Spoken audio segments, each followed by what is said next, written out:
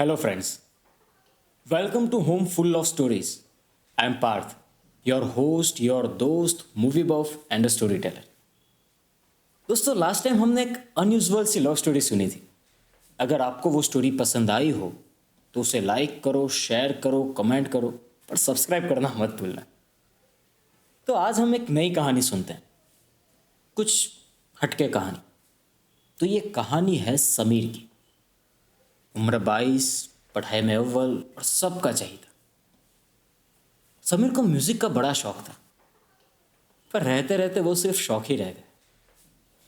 खैर, वक्त भी अपनी ही धुन में चल रहा था. लाइफ के कुछ और ही प्लान्स थे समीर के लिए.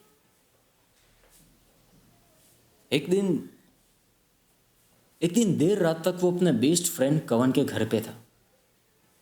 रात बहुत हो चुकी थी तो कवन ने कहा कि भाई यहीं पर रुक जा. पर समीर को दूसरे दिन कॉलेज भी तो जाना था और घर का रास्ता काफ़ी दूर था. तो उसने बजरंग बली का नाम लिया और निकल पड़ा सुनसान रास्ते पे. समीर बाइक पे अपनी धुन में जा रहा था कि अचानक उसे एक चीख सुनाई दी. उसने बाइक वहीं पे रोक दी. वो क्या था? कोई सच में दर्द के मारे चीख रहा है या सिर्फ एक भ्रम? समीर धीरे धीरे झाड़ियों के पास जाने लगा जहां से वो आवाज आ रही थी. तो झाड़ियों में से देखता है कि कुछ लोग एक आदमी को बुरी तरह से पीट रहे हैं. खून से रंगा हुआ वो आदमी मदद की भीख मांग रहा है कि मुझे मत मारो, मुझे मत मारो, मैंने कुछ नहीं किया, I am a student, please मुझे मत मारो. तभी तुरंत समीर ने फोन उठाया और पुलिस को फोन करने वाला था कि अचानक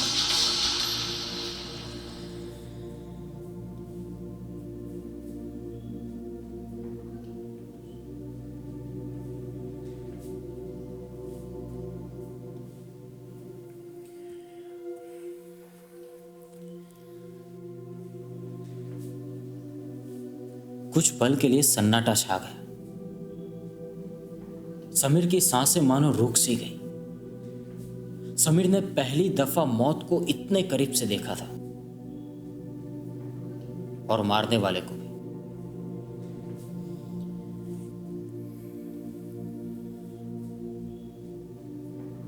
बड़ा ही अजीब दृश्य था. भाल पे तिलक, सफेद कुर्ता पहने हुआ कोई 22-25 साल का नौजवान किसी स्टूडेंट गैंग का लीडर लग रहा था. एक तरफ अच्छे घर का सीधा साधा समीर और दूसरी तरफ उसी के जैसा स्टूडेंट, पर विलन. तभी उस विलन की नजर झाड़ियों पर गिरी. समीर के पैरों तले से जमीन खिसक. वो सीधे बाइक की ओर भागा. जैसे तैसे बाइक स्टार्ट की और निकल पड़ा घर की ओर. रास्ते की जगह उसने गलियों को चुना, शायद कोई पीछा कर रहा हो तो. जैसे तैसे वो घर पर पहुंचा और बिना कुछ बोले चुपचाप जाके सो गया. शांत. कुछ भी नहीं हुआ. कुछ भी नहीं हुआ. आज सब खत्म.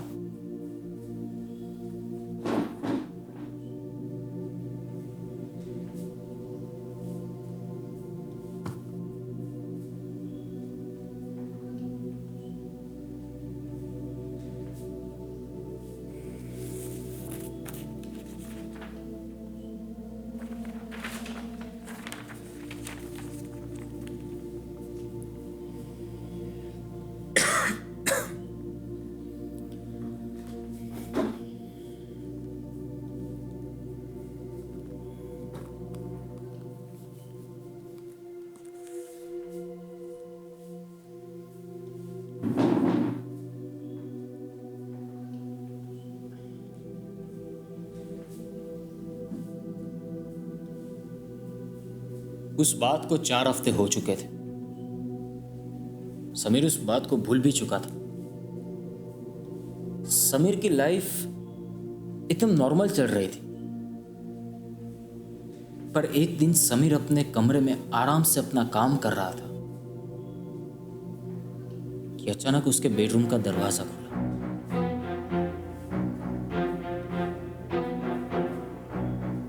समीर शायद अपने काम में इतना इन्वॉल्व था कि उसे पता ही नहीं चला कि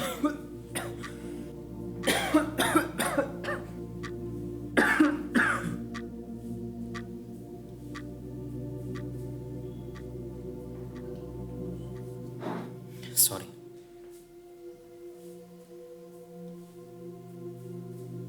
समीर अपने काम में इतना इन्वॉल्व था कि उसे पता ही नहीं चला कि कौन आया।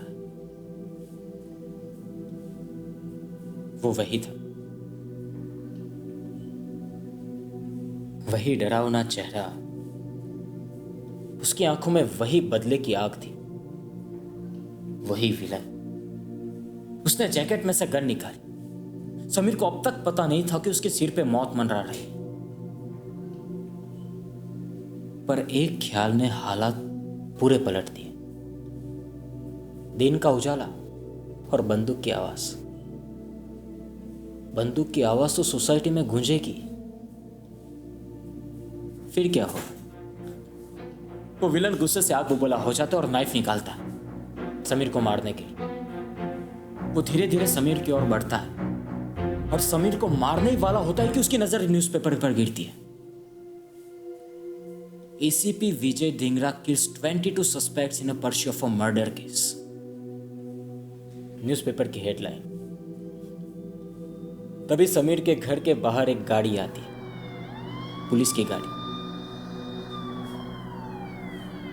उस गाड़ी में से एक आदमी बाहर निकलता, ACP Vijay Dhingra, father of his dearest son Sameer Dhingra. वो कंफ्यूज हो जाता है, वो अब क्या करेगा? एसीपी नीचे खड़ा है, वो दरवाजे से तो नहीं जा सकता, मौत को सामने से कौन गले लगाए? वो और कंफ्यूज हो जाता है, अब वो क्या करेगा? उसे लगता है कि खिड़की से भाग जाए, पर वो ये भूल गया है कि यहां की खिड़की पे ग्रिल लगी हुई, क्योंकि ये इंडिया है, ताकि कोई कबूतर अंदर ना आ सके। वो और भी कंफ्यूज हो गया, अब क्या करे क्या करे क्या करे? फिर वो छिपने के लिए बाथरूम में चले जाने का सोचता है। धीरे धीरे बाथरूम की ओर बढ़ता है। जैसे बाथरूम का दरवाजा खोलता है, उसे घड़ी दिखती है। ये घड़ी है एसीपी विजय धिंगरा की, जिसे लेने के लिए अभी वो ऊपर ही आ रहा है। अब तो उसके लिए एक ही सिचुएशन रह गई है, करो या मरो, या सिर्फ करके मरो। उसके पैरों तले से जमीन खिसक गई। अब तो वो सोचता है कि हीरो को साथ लेके ही जाएगा। वो समीर के माथे पे निशाना लगाता है और ट्रिगर दबाने ही वाला होता है कि वो सोचता है कि उसकी माँ उसका घर पे इंतजार कर रही है।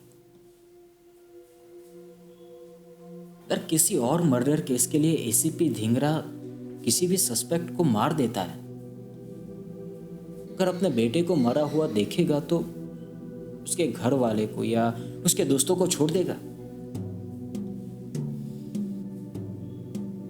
अब उसके लिए सिर्फ एक ही ऑप्शन बचता है, सुसाइड। नहीं नहीं नहीं नहीं नहीं नहीं नहीं, शायद उसके पास दो ऑप्शंस हैं,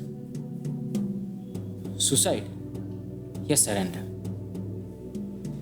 अगर वो सरेंडर कर देता है तो मर्डर के चार्ज में उसे जेल होगी, लेकिन अपने मां को देखने के लिए तो जिंदा बचेगा। तभी वो सोचता है कि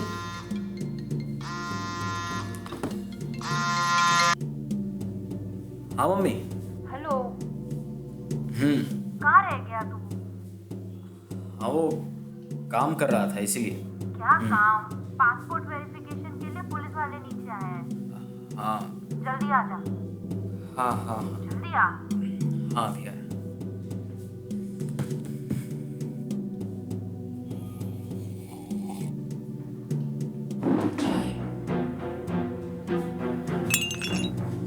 मम्मी मम्मी